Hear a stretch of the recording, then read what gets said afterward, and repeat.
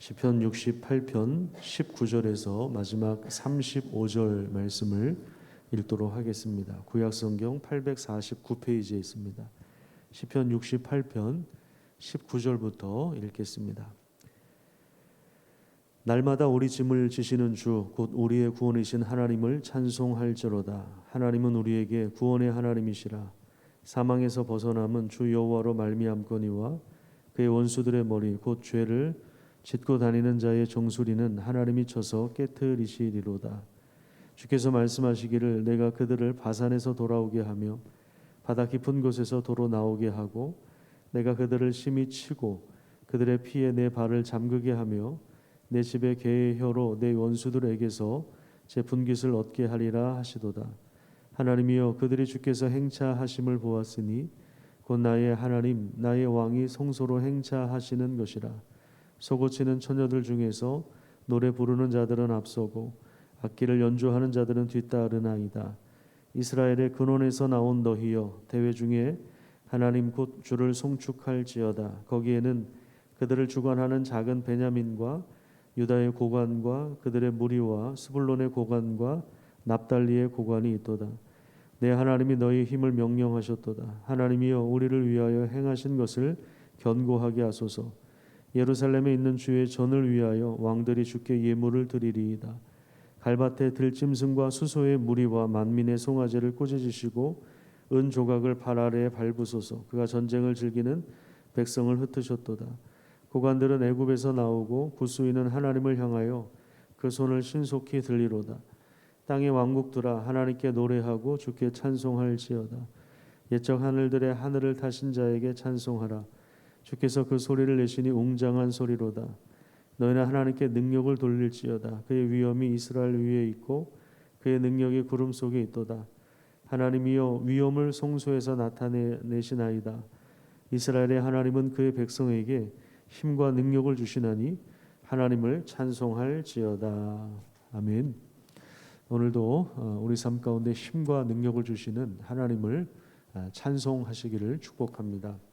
하나님은 우리의 짐을 날마다 져주시는 분이십니다. 19절 말씀에 보시면 날마다 우리 짐을 지시는 주 곧 우리의 구원이신 하나님을 찬송할지로다. 구원이라고 하는 것이 예수 믿고 죽으면 천국 간다. 이때만 사용되는 것이 아니라 날마다 우리의 삶 가운데 우리가 지치고 쓰러지고 또 우리 힘으로 해결할 수 없는 문제 가운데 허덕일 때 그때 우리를 구원해 내시는 우리 짐을 져주시는 것 이것이 바로 하나님의 구원이라고 할 수 있습니다. 그러니까 구원의 역사는 날마다 계속되고 있는 것입니다. 수고하고 무거운 짐 또 고단한 삶의 짐을 하나님 앞에 우리가 맡긴다면 과거의 홍해를 가르시고 또 광야에서 이스라엘 백성들을 만나로 먹이시고 또 여러 가지 위험과 위협에서 지켜주시고 인도하셨던 그 하나님의 역사가 그것이 이제 과거에 일어난 일이지만 또 오늘 현재의 역사가 되는 것입니다. 이것이 바로 믿음인 것이죠. 그래서 수고하고 무거운 인생의 짐을 하나님께 맡겨드리는 것 이것이 바로 믿음이라고 할 수 있습니다. 그러니까 우리가 성경을 읽는 이유가 무엇입니까? 성경은 단순한 역사 자료가 아니라 과거에 하나님께서 행하셨던 그 구원의 역사가 오늘도 지속되기 때문에 우리가 그것을 믿음으로 받아들일 때 우리도 그 구원의 은혜를 동일하게 경험할 수 있는 것입니다. 우리가 살아가면서 우리 인생의 짐 중에서 가장 무겁고 또 끝까지 우리를 괴롭게 하는 또 우리를 힘들게 하는 우리를 고통스럽게 하는 문제가 있는데 그것은 바로 죽음의 문제입니다. 사실 이 죽음의 문제는 인간의 실력이나 또 간절함만으로는 해결할 수 있는 것이 아닙니다. 인간의 능력으로 해결할 수 있는 것이 아닙니다. 근데 따지고 보면요, 돈에 대한 걱정, 또 질병에 대한 걱정, 또 관계에 대한 걱정, 자녀에 대한 걱정, 우리가 걱정하는 그 모든 것들을 이렇게 모아 보면요, 결국 그것이 어디서부터 나오는가 할 때 죽음의 두려움에서 나온다는 것을 알게 됩니다. 죽음으로까지 연결되어 있는 거예요. 결국에 걱정의 끝은 마지막에 죽음인 것 같아요. 그러니까 이 죽음의 문제는 사실 우리 인간이 해결할 수 있는 것이 아닙니다.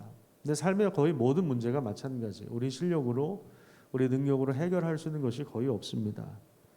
그렇기 때문에 날마다 우리 짐을 져주시는 하나님을 찬양하는 것이 참 귀한 일입니다. 우리의 삶의 무거운 짐을 대신 져주시는 하나님은 우리를 죽음에서 구원해 내시는 분이십니다. 20절에 보면 하나님 우리에게 구원의 하나님이시다라고 하면서 사망에서 벗어남은, 이렇게 되어 있죠. 사망에서 벗어난다. 자, 이 부분을 제가 세 번역으로 좀 읽어드리도록 하겠습니다. 우리의 하나님은 우리를 구원하시는 하나님이시다. 그분은 우리의 주님이시다. 우리를 죽음에서 구원하여 내시는 주님이시다. 자, 우리를 죽음에서 구원하여 내시는 그 하나님께서 우리를 날마다 우리 인생의 무거운 짐을 대신 져주시고, 그 다음에 21절에 보면 원수들의 머리를 깨트리시는 분이십니다. 그분이 우리 아버지이십니다. 여러분, 우리가 사는 동네 또 도시, 우리 평촌과 안양 이 도시를 우리 땅에서 바라보면 굉장히 복잡하지 않습니까? 그죠? 복잡하게 얽혀 있죠. 그런데 관악산 정상 국기봉에 한번 올라가 보십시오. 그러면 한눈에 도시가 내려다 보입니다. 그죠? 안양 주변의 모든 그 도시들이 서울까지, 서울의 일부까지 한눈에 내려다 보입니다. 새가 하늘에서 내려다보는 관점을 조감도라고 합니다. 우리를 구원하시는 하나님의 눈으로 인생을 바라볼 때 복잡했던 것이 한눈에 들어오게 됩니다. 그런 면에서 우리 삶의 문제를 복잡하게 보느냐 아니면 단순하게 보느냐, 이것은 사실은 관점의 차이라고 할 수 있습니다. 어느 위치에서 보느냐에 따라서 이게 복잡할 수도 있고 한눈에 들어올 수도 있는 것입니다. 그런데 이 관점의 차이는 결국 믿음의 차이라고 할 수 있습니다. 믿음의 눈으로 바라본다면 하나님의 행차하심이 보입니다. 하나님이 행진하시는 것이 보입니다. 24절부터 27절까지 말씀이 바로 이 부분을 보여주고 있습니다. 왕이, 하나님이 성소로 행차하시는 모습, 행진하시는 모습을 바라보고 있는 것입니다.